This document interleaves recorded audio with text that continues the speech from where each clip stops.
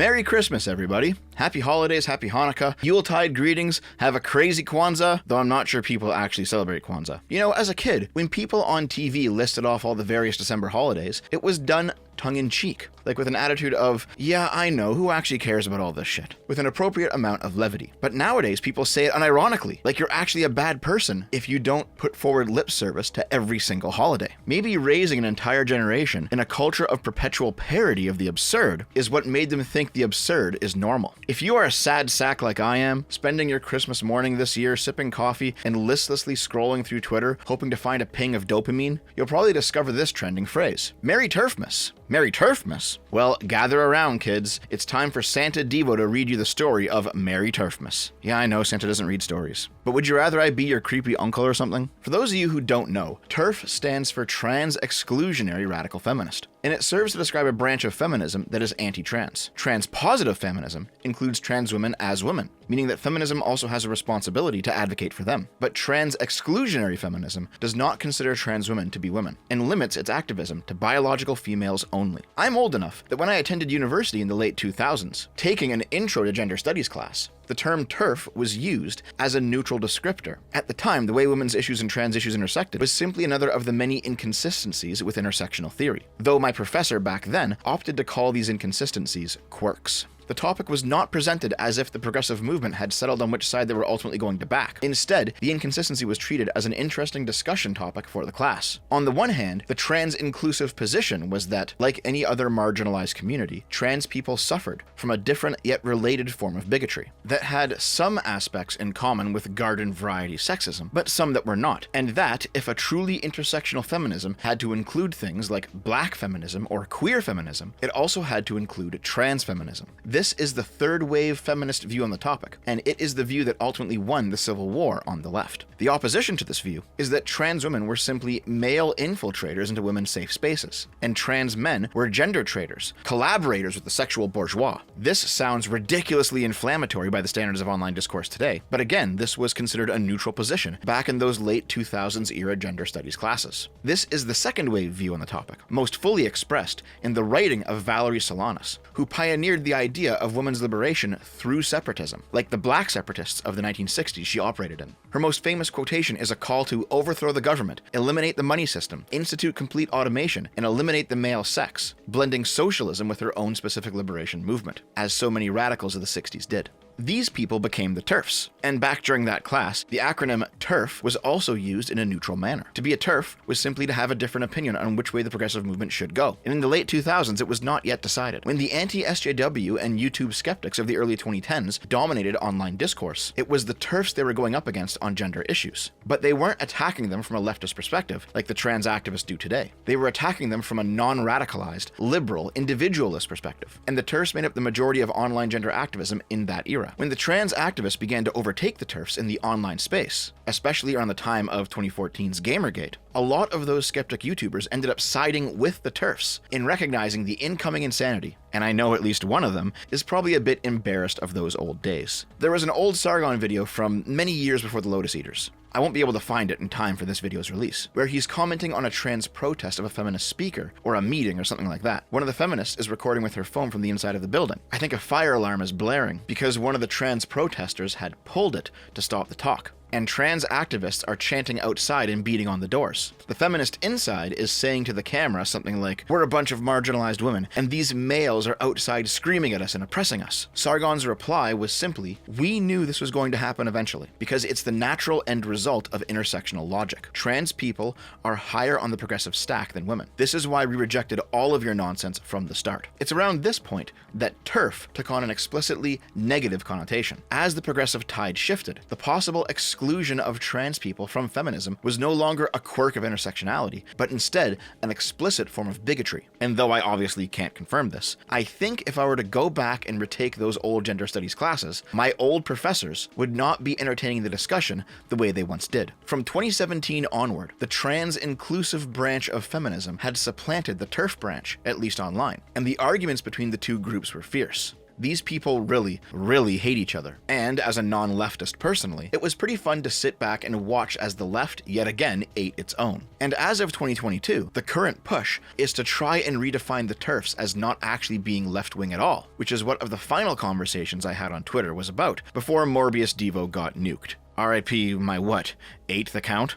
The idea of TERFs not being left-wing is wild, considering they were the core of the left for like 100 fucking years. It's true that definitions change over time, the Overton window shifts, politics realigns. But these people have an emotional attachment to the label of left. To them, left means good, moral, righteous. And as morality changes, newly immoral components of the left, even if they were once core to what it was, needs to be expelled with all of the fervor of any other inquisition, regardless of the actual reality of the situation. If you want an example of what I mean, it's just one tweet ahead of that previous conversation. It's the mindset of essentialization. TERFs feel that a group of people are essentially more or less something based on their birth sex, and no amount of context can change this enough. From there, it's a very short logical leap. If sex, why not race? The answer to that question is simple, but only if you leave the progressive lens. In reality, outside of social constructs and any one individual's perception, the biological difference between the sexes is much greater than the biological difference between the races. It's your rejection of understanding when essentialism is appropriate and when it's not that leads to nonsense like trans race or trans species or attack helicopter gender.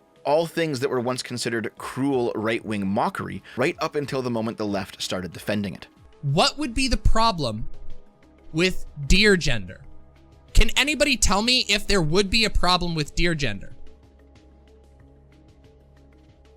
Is there anybody who could even do this? There would be nothing wrong with dear gender.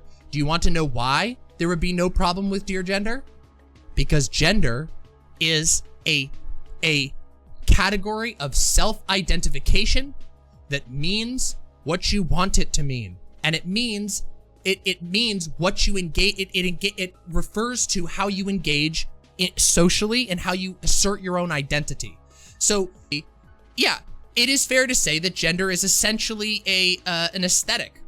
There is nothing less valid about dear gender than there is about non-binary gender. Some of these older feminists began to resent being called TERFs, since it was being used as an insult. They began using the label gender critical to describe their beliefs, chosen to refer to being critical of gender ideology. Also, a bit of a strange interplay began between the two labels. For example, you can probably call Sargon gender critical, but you can't call him a TERF, because remember, the F in TERF stands for feminist, trans-exclusionary radical feminist, and Sargon's not a feminist. And yet, a lot of the younger, more brain-dead activists, not fully knowing this history, and only knowing that their opponents react to being called TERF, same way a non-racist might react to being called racist, with objections, then apology, then submission, these idiots have actually called people like Sargon a TERF. In fact, it's this aversion to the word TERF that has the people being called it begin to cry that TERF is a slur. That's a whole other rabbit hole to go down. I did a video a year ago on the slurification of words that you really should check out. But basically, at this point, the designation of a word as a slur seems to simply be a political move. The trans activists claim that trap is a slur, even when used affectionately towards a gender non-conforming non-trans person, while simultaneously claiming that TERF is not a slur, even as they use the term derisively towards their enemies.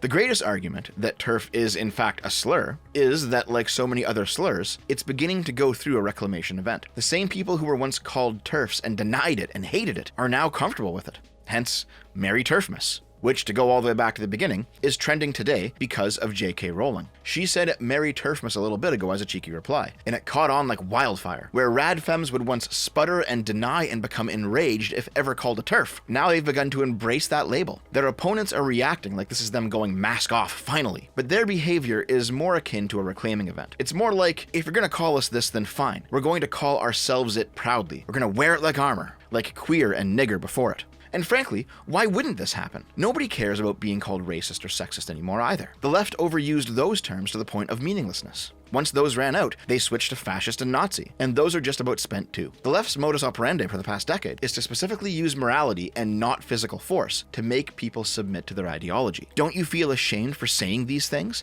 or having these points of view? Or don't you think you have a responsibility to promote our ideas, or to platform properly, or whatever the fuck? And people have finally, in large enough numbers to be noticed, come around to that inevitable conclusion. No, I'm not ashamed of thinking differently than you. And no, I have no responsibility to do what you want. Calling people racist or fascist just doesn't work anymore. Not because their targets are never racist or fascist, every once in a while they are, but because regular people who aren't racist or fascist have acclimated to getting browbeat and no longer give a shit. Why wouldn't the same thing happen with TERF? One of those goofs from earlier made the claim that TERFs were not leftists, but liberals. This is a line used by leftoid radicals who claim that any form of liberalism, even the most progressive rainbow capitalist liberalism, is right-wing, because to truly be on the real left, you must be a socialist. If you compromise with the current system, even in a lefty way or for lefty reasons, you're not a leftist, at least in their view. And hey, I'm a liberal and explicitly not a leftist, so I'm completely okay with this definition. But in reality, this liberal not leftist view is just one of the mechanisms leftists use to wipe their hands of impurities, to expel the newly immoral components of their movement that, up until the paradigm shift, served them so well. This idea that the TERFs, who are descended from Valerie Solanas' explicitly anti-capitalist and anti-male second-wave feminism, are somehow capitalist collaborationists, and therefore not truly on the left, is pure cope from the trans activists. The fight of trans versus TERF is left versus left. The two sides are cut from the same cloth. So,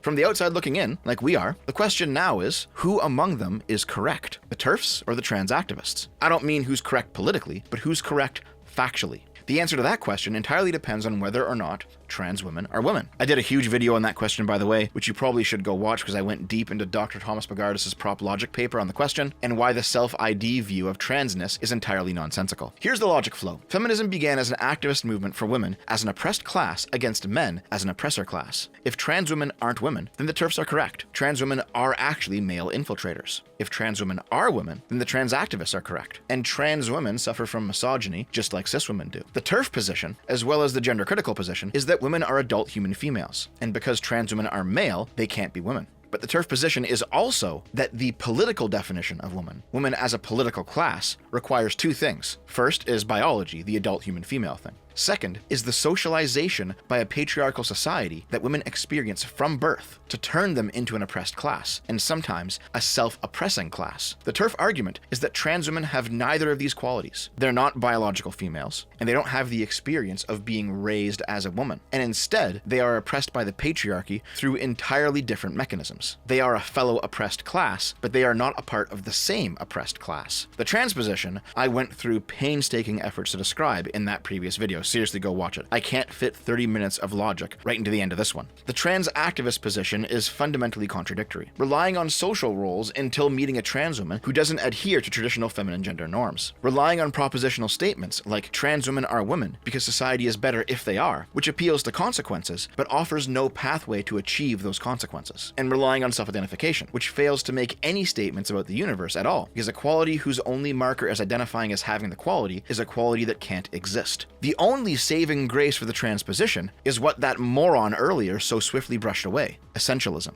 The only pathway for some trans women to be women is through what trans activists describe as a bigoted, exclusionary, yet pro-trans view: transmedicalism. The idea is, what makes trans women women is gender dysphoria, which is a mental illness describing a fundamental, deep disconnect between body and brain. This is the female brain in a male body explanation. And while I think that explanation is likely incorrect on a biological level, it is correct enough on a layman level to describe the experience of having gender dysphoria. If an unalterable affinity for the female biological sex is what makes a woman, then almost all cis women are women, and trans women who experience gender dysphoria and transition specifically to alleviate it are also women. But this also means that all quote-unquote trans women who don't experience dysphoria and have simply transitioned because they like the subversive aesthetic of being a cool postmodern dick girl, these people are not trans. They're not women. They're femboys who want a political label and movement to go with their fetish. Gender is essentially an aesthetic. And the trans activists have pretty much expelled the trans medicalists as gatekeeping, exclusionary, essentialist bigots, just like the left expels everybody else on their quest for purity. The trans medicalists aren't even anti-trans, most of them are trans, but trans activism has reached a point where even a difference in how you view reality is considered bigoted. This is what makes today's trans activism, to me, fundamentally anti-liberal. The liberal worldview is one of pluralism and tolerance, as long as you agree to maintain the public square where ideas can be exchanged. This is why a liberal society might welcome illiberal people and ideas, but only so that they may be debated and possibly used as a mechanism for reforming the system, if found to have any value,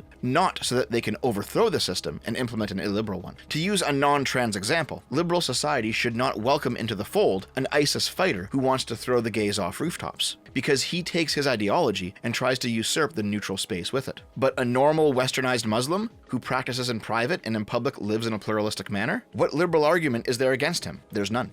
At this point, it's important to note that beliefs don't feel like beliefs to the people who believe them. They feel like reality. For example, assume that a murder happens, and there's circumstantial evidence that you're the murderer, but you didn't actually do it. To you, reality is that you didn't kill the victim, and everyone who thinks that you did is treating you unjustly. But to them, you're the murderer who got away with it. That's not just a belief, that's the way the world is in their eyes. Christians believe that Christ is the Son of God. Muslims believe that Muhammad rode to heaven on a winged horse. I don't believe either of those things. To those people, that's what actually happened. That's what actually is in reality. To me, it's not. We have a fundamentally different view on this one piece of reality. And yet, living in a pluralistic liberal society, there's no reason that disagreement must lead to war. I can respect their beliefs even if I don't share them. I respect that they have them. There's no reason for me to burst into his house or his mosque or his church, his private spaces, and demand that he believe what I believe. There's no reason for them to do the same to me. And in the public square, in a functioning liberal society, we respectfully disagree. We live and let live. I am not an Islamophobe or a Christphobe simply because I view the world differently than they do. Even if I were to believe that no trans woman can ever be a real woman, by the same logic of a liberal, pluralistic society, I am not a transphobe for that belief. Having a different view of reality does not mean that I hate you simply because my view doesn't line up with yours. But that is the logic of trans activists when they demand that trans women are women. They're demanding that you view trans women as women, that you believe it in your heart of hearts, which means that you view reality the same way that they do.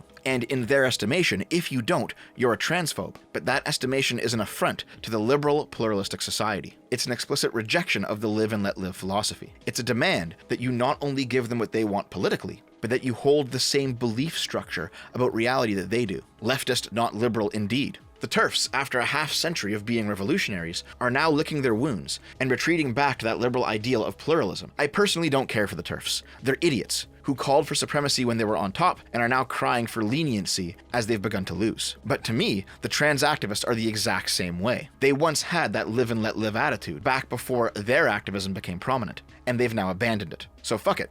Let them fight. Caught in the middle are the average people who aren't political. Your normal cis woman who doesn't understand what a trans woman is. Your normal trans woman who is just stealthing through life. Most people actually are of the live and let live variety. Most people don't want any of this shit. Most people just want to be left alone.